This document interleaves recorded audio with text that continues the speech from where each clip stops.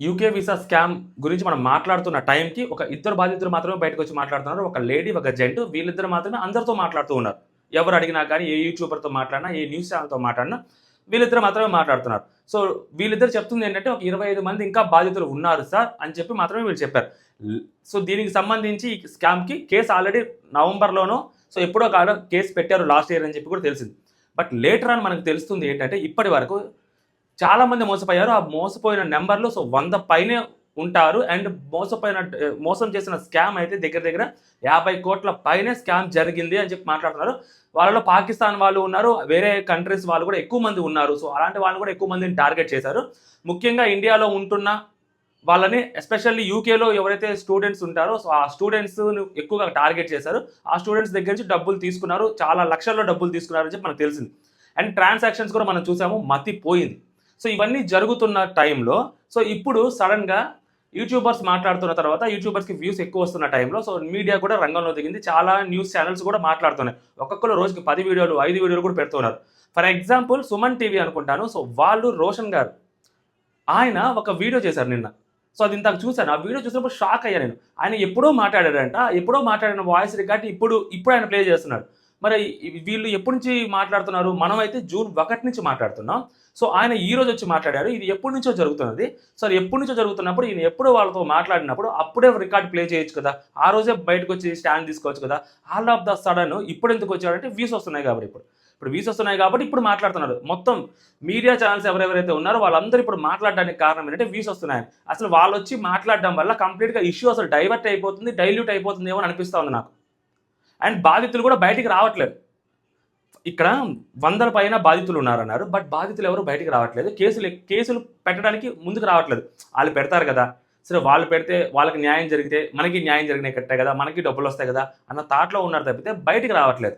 కొంతమంది పరువు పోతదని రావట్లేదు. ఎందుకంటే ఆ వీసాలు అలా కొనుక్కోవటము, అలా ఇలా చేశారు, అలా చేశారు కదా! డబ్బులిచ్చారు కదా! అలాంటి వాళ్ళు కూడా కొంతమందుంటారు. డబ్బులు పోయినా పర్లేదు, పరువు పోకూడదు అనుకునే వాళ్ళు చాలా మందుంటారు. అలాంటి వాళ్ళు కూడా ఇక్కడున్నారు. ఎవరైతే స్కామ్ చేశారో ఆళ్ళు చాలా ధైర్యంగా ఉంటున్నారు. చాలా ధైర్యంగా తిరుగుతున్నారు. చాలా ధైర్యంగా వార్నింగ్‌లు ఇస్తున్నారు. బాధితులు భయపడుతున్నారా? బాధితులను భయపెడుతున్నారా? అంటే కొంతమంది బాధితులకి బెదిరింపు కాల్స్ కూడా వెళ్తున్నాయి. మీరు ఇలా బయటకొచ్చి మాట్లాడితే ఇలా ఉంటది, అలా ఉంటది అని చెప్పి మాట్లాడుతున్నారు. కొంతమందికి ఆఫ్‌లైన్ సెటిల్‌మెంట్‌లు కూడా చేస్తామని చెప్తున్నారంట.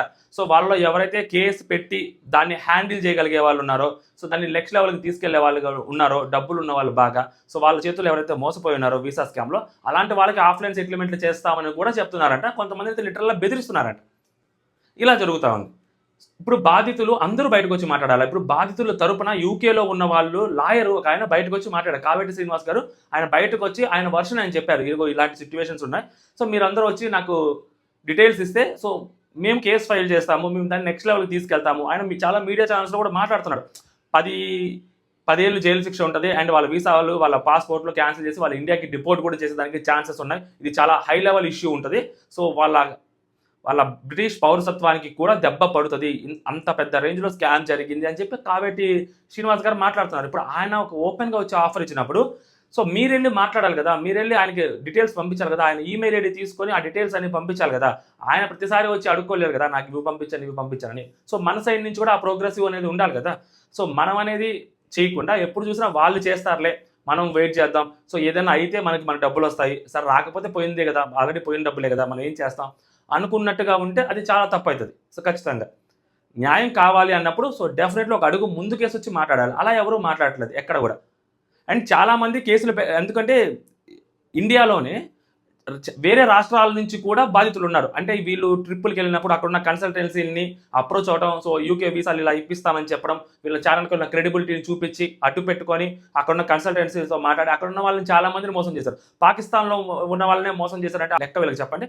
వీళ్ళని కూడా మోసం చేశారు. ఇప్పుడు ఆళ్ళు కూడా బయటకొచ్చి మాట్లాడుతున్నారు. బట్ వాళ్ళు బయటకొచ్చి మాట్లాడుతున్నప్పుడు జస్ట్ ఫర్ ఎగ్జాంపుల్ మహారాష్ట్రలో కన్సల్టెన్సీ‌తోటి వీళ్ళు అప్రోచ్ అయ్యారనుకోండి. ఆ మహారాష్ట్రలో ఉన్న కన్సల్టెన్సీ వాళ్ళకి అక్కడే ఉండే ఎవరైతే విక్టిమ్ ఉంటాడో వాడు డబ్బులు కట్టడు. అక్కడున్న వాళ్ళకి డబ్బులు కట్టరు. వాళ్ళు గుంటూరులో ఉన్న వాళ్ళ ఆఫీస్ ఏదైతే ఉందో మనం ఆల్రెడీ దాని గురించి మాట్లాడాం క్లియర్‌గా. ఆఫీస్‌లో ఇద్దరు డైరెక్టర్లు కూడా ఉన్నారు. ఇద్దరు లేడీ డైరెక్టర్లు. వాళ్ళ పేర్ల మీదే ఉంటాయి. ఇద్దరు లేడీ డైరెక్టర్లు. వాళ్ళకి ఏం రిలేషన్ ఏంటి అనేది మనకు సంబంధం లేదు అట్ ప్రెజెంట్. వాళ్ళ మీద కేసులు పెట్టారు. వీళ్ళ బ్యాంక్ అకౌంట్స్‌కి ట్రాన్సాక్షన్స్ జరిగాయి. ఇప్పుడు సింపుల్ లాజిక్ పోలీస్ వాళ్ళు కేసు ఫైల్ చేశారు. ఆల్రెడీ ఎఫ్ఐఆర్‌లు ఫైల్ అయ్యాయి. నంబర్ ఆఫ్ ఎఫ్ఐఆర్స్ ఫైల్ అయ్యాయి. లుకౌట్ నోటీసులు కూడా జారీ చేస్తారని చెప్పారు. జారీ చేశారో లేదో ఎగ్జాక్ట్‌గా తెలియదు. జారీ చేయమని చెప్పి అయితే నోటీస్ నారా లోకేష్ గారు చెప్పారు అని చెప్పి తెలిసింది అంతవరకు. ఇక్కడ చాలామంది ఎఫ్ఐఆర్లు ఫైల్ చేయాలని అన్నప్పుడు ఈ మా జ్యూరీ సెక్షన్లో జరగలేదు కదా, వాళ్ళు యూకేలో ఉంటారు, ఇక్కడ జరగలేదు కదా, సో మీరు వెళ్ళి అక్కడ కేసులు పెట్టండి అని చెప్పారంట. సో దానికి తగ్గట్టు సో ఎవరైతే లీగల్ కౌన్సిల్స్ ఉంటారో ఆ లీగల్ కౌన్సిల్ చెప్పిందంటే, సార్ మీరు వచ్చి ఆల్రెడీ కేసెస్ పెట్టున్నారు కదా, మీరు ఆ ఎఫ్ఐఆర్ని చూపిస్తూ రిఫరెన్స్గా మీరు ఇంకొక ఎఫ్ఐఆర్ ఫైల్ చేయండి దానికి అటాచ్గా అని చెప్పి చాలామంది పోలీసులు కానీ లేదా చాలామంది లీగల్ కౌన్సిల్ కానీ అక్కడ వాళ్ళకి చెప్తున్నారట. సో చాలామంది వచ్చి ఆ గుంటూరులోనే పోలీస్ స్టేషన్లోనే కేసు ఫైల్ చేస్తున్నారు. ఇప్పుడు గుంటూరు పోలీసులకి సో ఇప్పుడు ఏదైతే కన్సల్టెన్సీ ఉందో ఆ కన్సల్టెన్సీ పేరు మీద సో చాలామంది కేసెస్ ఫైల్ చేశారు.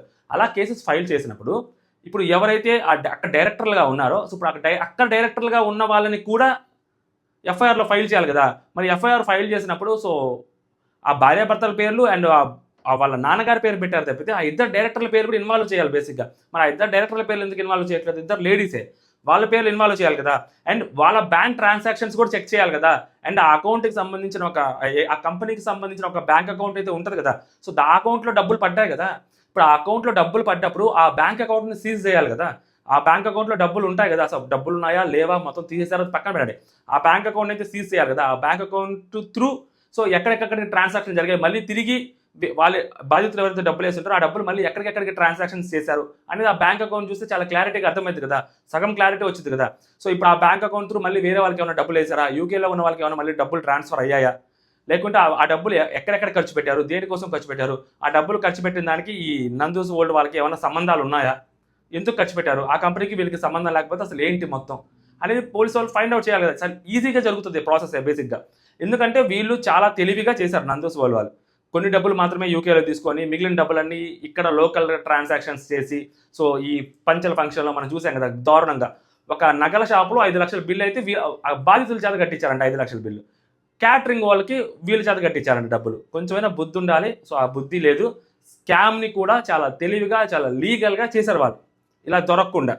సో అయినా కూడా పర్లేదు. సో మా దగ్గర ఉన్న ట్రాన్సాక్షన్స్ నిజంగా వేరే ఒక యూకేలో ఇంకొక పర్సన్ ఉంటారు, ఆ పర్సన్ కొన్ని ట్రాన్సాక్షన్స్ చూపెట్టాడు. ఆ ట్రాన్సాక్షన్స్ చూసినప్పుడు నిజంగా వర్స్ట్ అనిపించింది, చాలా అంటే చాలా దారుణంగా. ఎందుకంటే కొంతమందిని అయితే ప్రెషర్ చేశారంటే ఏకంగా. సో మీకు అకౌంట్కి మాత్రమే కడతామంటే అలా కడితే మంచిగా ఉండదు, మీకు వీసా కూడా రాదు, అసలు మీకు వీసా ఏ కంపెనీలో వచ్చిందో మేము కూడా చూస్తాము, మీరు ఈగోకి కూడా రాలేరు, సో మేము చెప్పిన కంపెనీస్కి మాత్రమే మీరు డబ్బులు ట్రాన్స్ఫర్ చేయాలి అని కూడా బెదిరించి సో డబ్బులు ట్రాన్స్ఫర్ చేయించుకున్న కూడా కథలు ఉన్నాయి. సో వాళ్ళవి కూడా డీటెయిల్స్ ఉన్నాయి చాలా క్లారిటీగా. ఇంత జరుగుతూ ఉంది, ఇంత జరిగింది కూడా యాక్చువల్లీ ఇన్ని రోజులు. ఇప్పుడు సడన్గా మీడియా ఛానల్స్ అన్ని బయటకు వచ్చి మాట్లాడడం వల్ల ఏమవుతుందంటే ఇష్యూ అనేది స్ప్రెడ్ అవుతుంది. సో ఇష్యూ అనేది కొంచెం పెద్దది అవుతుంది అనుకున్నాం, కానీ సడన్గా ఇష్యూ అనేది డైల్యూట్ అయిపోతూ ఉంది సడన్గా, ఎందుకో తెలియదు. అండ్ వాళ్ళు బయటకు వచ్చి మాట్లాడట్లేదు, ప్రెషర్ వాళ్ళ మీద పెట్టట్లేదు. సో జస్ట్ దీన్ని ఒక కమర్షియల్ ఆస్పెక్ట్స్ కోసం కూడా మీడియా ఛానల్స్ యూస్ చేసుకుంటున్నాయేమో అన్న డౌట్ కూడా వస్తూ ఉంది. Suman TV classic example. Literal ఎప్పుడో మాట్లాడితే ఆ మాటలని ఇప్పటి వరకు ప్లే చేయలేదు ఆయన. అలా ఉంటుంది అనమాట ఓవరాల్గా. అండ్ నెక్స్ట్ వీళ్ళ దగ్గరికి వచ్చేసరికి, బాధితుల దగ్గరికి వచ్చేసరికి వీళ్ళు బయటకు వచ్చి ఎంతమంది కేసులు పెడితే అంత కేసుకి స్ట్రెంత్ అనేది వచ్చేది అనమాట. సో అంత స్ట్రెంత్ అనేది రాకపోతే చాలా కష్టం. ఇప్పుడు బాధితులు ఎంతమంది కేసు పెడితే ఆ అమౌంట్ పెరిగే కొద్దీ, ఆ స్కామ్ అమౌంట్ పెరిగే కొద్దీ అది నార్మల్ పోలీసుల దగ్గర నుంచి మేబీ సిఐడికి వెళ్ళొచ్చు, లేకుంటే ఈడీ కూడా రంగంలోకి దిగొచ్చు. ఇంత పెద్ద స్కామ్ జరిగింది కాబట్టి సో అది చాలా పెద్ద నెక్స్ట్ లెవెల్కి వెళ్ళొచ్చు. అలా నెక్స్ట్ లెవెల్కి తీసుకువెళ్ళాలి అంటే సో బాధితులందరూ బయటకు వచ్చి మాట్లాడాలి. బాధితులందరూ బయటకు వచ్చి వాళ్ళ ట్రాన్సాక్షన్స్, వాళ్ళ ప్రూఫ్స్ చూపిస్తేనే కదా ఆ అమౌంట్ నెంబర్ పెరిగేది. 100 మంది బాధితులు ఉన్నాం, 15 లక్షలు కట్టాము, సో దగ్గర దగ్గర ఒక 15 కోట్లు 20 కోట్లు అంటున్నారు. ఇంకా ఎక్కువ మంది వస్తే 50 కోట్లు అంటున్నారు కదా. సో అందరి మంది రావాలి కదా బయటికి. సో ఓకే, వేరే కంట్రీస్లో పాకిస్తాన్లో ఉండే వాళ్ళు మేబీ ఇండియాలో కేసులు పెట్టచ్చు, పెట్టలేకపోవచ్చు. బట్ ఇండియాలోనే చాలా మంది విక్టిమ్స్ ఉన్నారు కదా డిఫరెంట్ స్టేట్స్లో, వాళ్ళందరూ కూడా కేసులు పెట్టాలి కదా. 25 మంది బాధితులు అని చెప్పారు, దగ్గర దగ్గర ఒక 5-6 బయటకు వచ్చి మాట్లాడుతున్నారు ఇప్పటి వరకు. సో ఇంకా చాలా మంది బయటకు వచ్చి మాట్లాడాల్సిన అవసరం కూడా ఉంది డెఫినెట్లీ. ఎందుకంటే ఇలా మాట్లాడకపోతే రేపొద్దున వాళ్ళు మళ్ళీ అదే కంటిన్యూ చేస్తుంటారు. అసలు వాళ్ళు ఇప్పటికీ కూడా ఆగట్లేదు, వాళ్ళ పని వాళ్ళు చేసుకుంటూనే ఉన్నారు. వాళ్ళు చేసే ప్రాసెస్ ఏదైతే ఉందో అది ఇంకా స్టిల్ కంటిన్యూ అవుతుంది అని కూడా చెప్పే వాళ్ళు కూడా చాలా మంది ఉన్నారు. ఎందుకంటే వాళ్ళకి సంబంధించిన కన్సల్టెన్సీస్ చాలా ఉంటాయి. సో ఇది ఓవరాల్గా ఇష్యూ ఇప్పుడు స్టేట్ వైడ్, నేషనల్ వైడ్ ఈ ఇష్యూ కొంచెం ఫోకస్ అయింది కాబట్టి మేబీ కొంతమంది ఆలోచించే వాళ్ళు ఉంటారేమో, కానీ అదర్వైజ్ వీళ్ళు చాలా కన్సల్టెన్సీస్ తోటి మాట్లాడుకున్నారు. అది ఏంటి మా వేరే వేరే డిఫరెంట్ స్టేట్స్లో చాలా చిన్న చిన్న కన్సల్టెన్సీలతో కూడా వీళ్ళు అప్రోచ్ అయిన వీళ్ళు కాంటాక్ట్స్ ఉన్నాయి. ఆ కన్సల్టెన్సీ వాళ్ళకి దగ్గర ఉండే ఎవరైతే మనుషులు ఉంటారో అక్కడ వాళ్ళకి వచ్చి స్టూడెంట్స్ కానీ ఎవరైనా కానీ ఈ స్కామ్ గురించి తెలిసి ఉండకపోవచ్చు, దీని గురించి అంత అవేర్నెస్ ఉండకపోయి ఉండొచ్చు. సో వాళ్ళు ఇప్పటికీ కూడా డబ్బులు కడుతూ ఉండొచ్చు. ఆ రేంజ్లో వీళ్ళ నెట్వర్క్ ఉంది. అది యూఎస్లో అవ్వచ్చు, యూకేలో అవ్వచ్చు, ఇండియాలో అవ్వచ్చు, అన్ని స్టేట్స్లో వీళ్ళ నెట్వర్క్ ఉంది చాలా గట్టిగా. ఎంతలా ఉంది అంటే నెట్వర్క్ వీళ్ళది. సో ఒక ఎగ్జాంపుల్ చెప్తాను. వీళ్ళకి యూకేలో కంపెనీస్ ఉన్నాయి. వీళ్ళ కంపెనీస్ త్రూ సిఓఎస్లు ఇచ్చారు.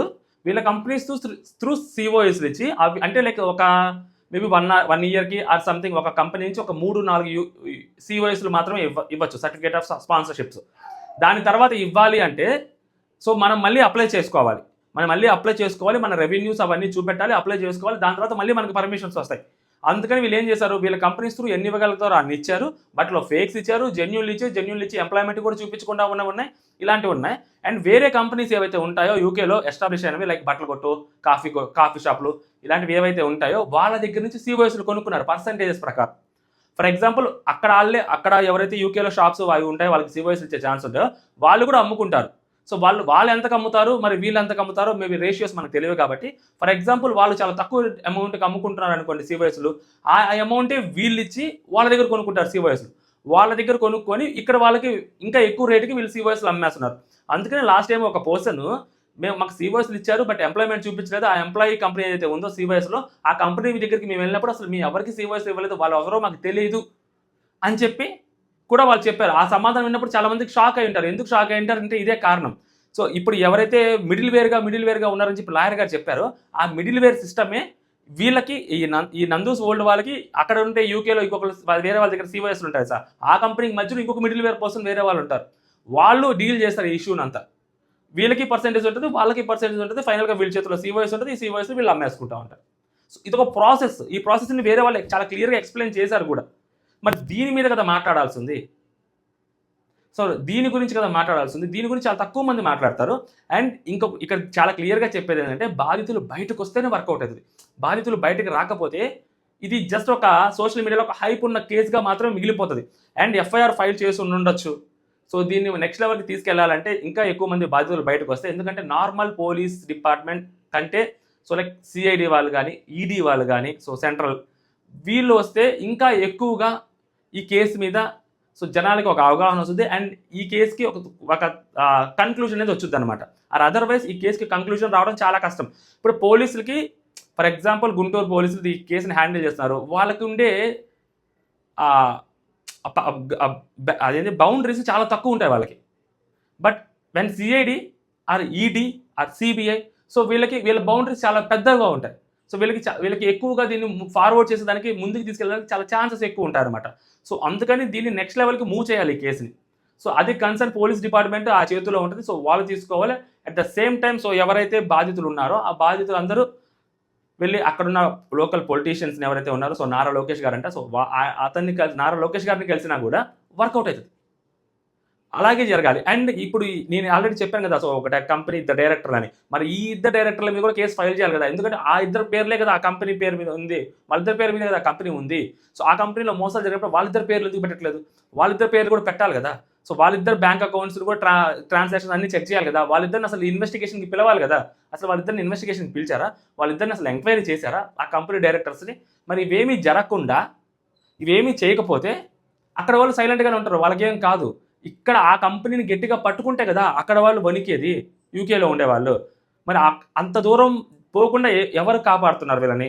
మేబీ వీళ్ళు అంత హైలీ ఇన్ఫ్లుయెన్షియల్ పీపులా, అంతలా గట్టిగా మరి ఇక్కడ వాళ్ళని కంట్రోల్ చేస్తున్నారా అనే క్వశ్చన్స్ కూడా రేజ్ అవుతా ఉన్నాయి. ఎందుకంటే సరే ఫర్ ఎగ్జాంపుల్ బాధ్యతలందరూ కాసేపు రాకపోయినా బయటికి ఎంతమంది అయితే కేసులు పెట్టారో, ఇబ్రహీంపట్నంలో కూడా కేసు పెట్టిన వ్యక్తి ఉన్నారు కదా క్రాంతి కుమార్ గారు. సో వాళ్ళు దాని త్రూ చాలామంది కేసులు పెట్టారు కదా. మరి ఇప్పుడు ఆ ప్రోగ్రెస్ ఏంటి అనేది తెలియాలి కదా. అసలు దీని మీద ఒక అవేర్నెస్ వీడియో అయినా కానీ పోలీస్ డిపార్ట్మెంట్ నుంచి రావాలి కదా, మాకు ఇట్లా కేసు వచ్చింది, ఇలా జరుగుతుంది అని. ఎందుకంటే తెలంగాణ పోలీసులు వాళ్ళ దాంట్లో ఒక పెద్దగా ఒక స్క్రీన్ షాట్ కూడా పెట్టారు, అండ్ వాళ్ళ ఇమేజ్ కూడా పెట్టారు, అండ్ వాళ్ళ కన్క్లూషన్ ఇచ్చారు, ఇలాంటివి ఏమైనా జరిగితే మా దగ్గరికి అప్రోచ్ అవ్వండి, మేము చూసుకుంటామని. ఎందుకంటే వీళ్ళ కంపెనీ KPHBలో కూడా ఉందంట వీళ్ళ కంపెనీ. సో కాబట్టి ఇప్పుడు ఎవరైతే మాట్లాడుతున్నారో police department, concern police department, so వాళ్ళు బయటకు వచ్చి ఒక ఇంటర్వ్యూ ఇస్తే సో ఇలా జరిగింది స్కామ్ అది ఇదని మోర్ పీపుల్కి రీచ్ అయ్యేదానికి ఛాన్సెస్ ఉంటాయి. అసలు ఏం జరిగిందన్న తెలుసుకోవడానికి ఇంకొంచెం కొంచెం క్లారిటీ ఉంటుంది. అది ఎంతమంది బాధితులు అఫీషియల్గా కంప్లైంట్లు ఇచ్చారు అనేది ఆ నెంబర్ కూడా తెలుస్తుంది. ఎంత మేరకు స్కామ్ జరిగింది ఆ నెంబర్ అనేది అది అందరికీ క్లారిటీ ఉంటుంది. ఎందుకంటే ఎఫ్ఐఆర్లో ఫైల్ అయింది అనేది అది అథెంటికేటివ్ నెంబర్ కాబట్టి సో దానికోసం వెయిట్ చేస్తుంటారు అనమాట ఓవరాల్గా. సో బాధితులు బయటికి రండి. సో భయపిస్తున్నారు బాధితుల్ని, అర్థమవుతుంది బెదిరిస్తున్నారు బాధితుల్ని. అండ్ మొన్నటి వరకు ఎవరైతే మనతోటి ఫోన్ టచ్లో ఉన్నారో సో వాళ్ళకి కూడా కాల్స్ వెళ్తున్నాయి, వాళ్ళతో కూడా మాట్లాడుతున్నారు. ఆల్రెడీ యూకేలో ఎవరైతే ఉంటున్నారో వేరే సిఓఎస్లతో కానీ వేరే వీసాతో వాళ్ళని కూడా బెదిరిస్తున్నారు అని చెప్పి తెలుస్తుంది. మిడిల్ వేర్ సిస్టమ్ యూస్ చేసుకొని మళ్ళీ డైరెక్ట్గా వీళ్ళు మాట్లాడరు, మిడిల్ వేర్ సిస్టమ్ యూస్ చేసుకొని బెదిరిస్తున్నారు. అది కూడా జరుగుతుంది. చూద్దాం మరి ఎంత దూరం తీసుకెళ్తారో దీన్ని.